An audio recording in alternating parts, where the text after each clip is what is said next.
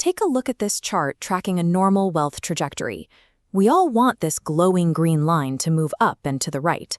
But the reality is that life is unpredictable.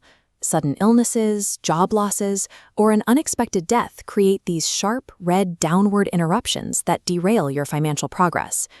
The natural human reaction is to try and build a financial fortress. You buy medical cover, add income protection, secure life insurance, and long-term care plans, dropping a heavy block of insurance over every conceivable risk. But there is a mathematical problem with this approach. Paying the premiums required for every possible worst-case scenario will actively drain your current wealth. The sheer cost of trying to protect everything nullifies your ability to actually grow your assets.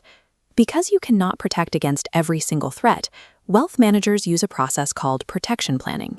It operates as a system of risk triage, forcing you to choose exactly which priorities survive. In the end, wealth management succeeds by ruthlessly calculating which specific risks are unsurvivable and prioritizing capital to mitigate those exact threats. To begin this triage, advisors map your vulnerabilities into 4 distinct pillars: family and personal, mortgage, long-term care, and business protection. For each pillar, they look for the quantification gap. This chart shows what happens if a primary earner suddenly dies. The green bar, representing steady monthly income, drops instantly to 0. But the red line, representing fixed liabilities like debts and living expenses, stays exactly where it is. That empty void between your zeroed-out income and your remaining debt is the financial crater left behind. Measuring that specific void over your expected timeline tells you exactly how much capital needs to be replaced. You apply the exact same stress test to a business. If a company founder or a top salesperson falls critically ill, you measure the immediate drop in profit against the company's ongoing overhead to find the gap. Finding the precise dimensions of these craters dictates the exact amount of coverage required. It prevents you from paying expensive premiums for excess insurance, while ensuring you aren't left holding a catastrophic bill. This matrix shows how we rank those quantified gaps. Once the financial gaps are quantified, your current age and life stage dictate the order in which those threats are addressed. For a 30-year-old, the highest risks are usually tied to replacing lost income. With high mortgage balances and young dependents relying on them, life and sickness cover take immediate priority. Move into your 40s and 50s, and the risk profile dynamically shifts. Mortgages are often shrinking or paid off, lowering that specific threat. But the statistical likelihood of critical illness rises sharply, pushing health and sickness coverage to the top of the list.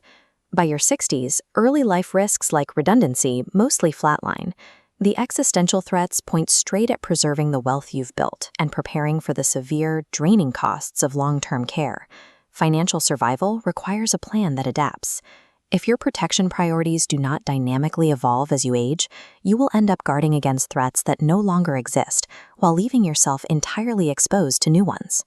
With the threats ranked and quantified, you begin deploying specific financial tools to plug the gaps, beginning with the distinction between temporary and permanent coverage.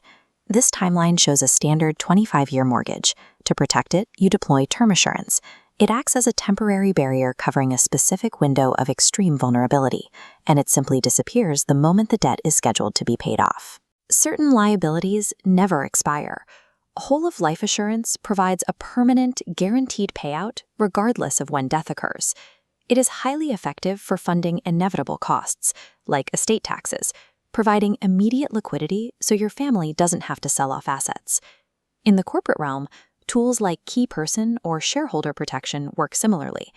They inject immediate cash directly into the company if a partner dies, ensuring the business has the funds to survive a buyout. Proper protection avoids blanket solutions. It requires deploying precise financial contracts tailored directly to the duration and scale of the specific threat. Selecting a protection product based solely on the cheapest available premium creates a major vulnerability in the triage plan itself. This triggers the provider trap. Protection policies are highly capital-intensive, multi-decade contracts. A low monthly premium is completely worthless if the institution providing it lacks the capital strength to actually pay out when the time comes. If your insurer goes bust or pulls out of the market 20 years from now, right when you finally need to make a claim, your safety net vanishes entirely. Look back at our life trajectory chart.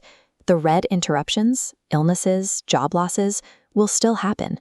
Correctly deployed protection acts as a financial bridge over the crater.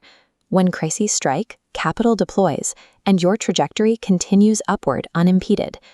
True financial protection takes the specific, unabsorbable risks you have identified and transfers them to an institution strong enough to carry the weight. It guarantees your financial continuity,